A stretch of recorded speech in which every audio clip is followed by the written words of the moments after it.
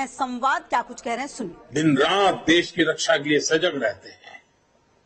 अब समय आ गया है कि हमें हमारी राष्ट्र रक्षा की जो नीतियां हैं उसमें सीमावर्ती गांवों के नागरिकों की शक्ति को पहचानना होगा, उनके अहम रोल को जानना होगा। और इसलिए हमने ध्यान आकर्षित किया है कि सीमावर्ती जो हमारे आखिरी गांव है हिंदुस्तान के कोने कोने में है, उन गांवों को विकास की यात्रा में पीछे नहीं रहने देना है। इस वजह से हम वर्षों से सीमावर्ती गांवों से पलायन होते भी देख रहे हैं।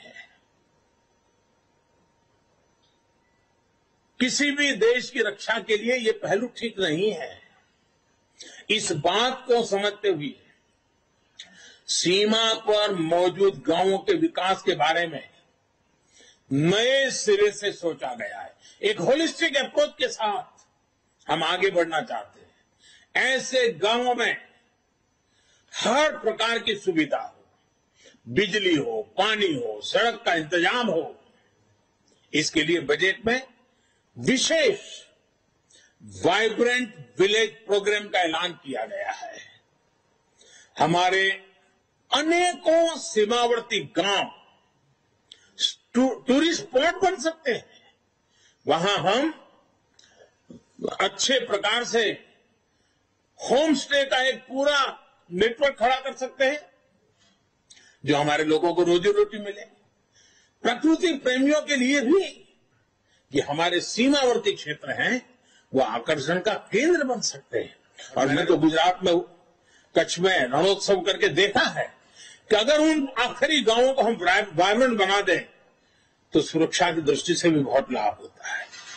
अब हमारा उत्तराखंड देखिए, उसकी सीमा ऊपर के गांव, हमारा लेह लद्दाख देखिए, हमारा अरुणाचल देखिए। ये वाइब्रेंट विलेज प्रोग्राम इन सभी गांवों को बहुत मदद करेगा। इसके साथ साथ होलिस्टिक अप्रोच होने के कारण एनसीसी का भी एक नया विचार हुआ है। एनसीसी के लिए खर्च होता है, बड़े शहरों में एनसीसी होती भी है। अब हमने तय किया है कि सीमावर्ती गांव, वो जो ब्लॉक होगा और वहां जो स्कूल होगी नजदीक में, हम एनसीसी का वहां केंद्र शुरू करेंगे, एनसीसी की गतिविधि चलाएंगे, ताकि ये सीमा पर रहने वाले बच्चे एनसीसी से ट्रेन होकर के भविष्य में आसानी से सुरक्षा बलों में जाकर के राष्ट्र रक्षा का नेतृत्व कर सकते हैं। इन पहाड़ी क्षेत्रों के हमारे बच्चों की ताकत बहुत बड़ी होती है। साथियों, राष्ट्र रक्षा से जुड़े एक और बड़े अभियान की बजट में घोषणा की गई है। ये है पर्वतमाला परियोजना।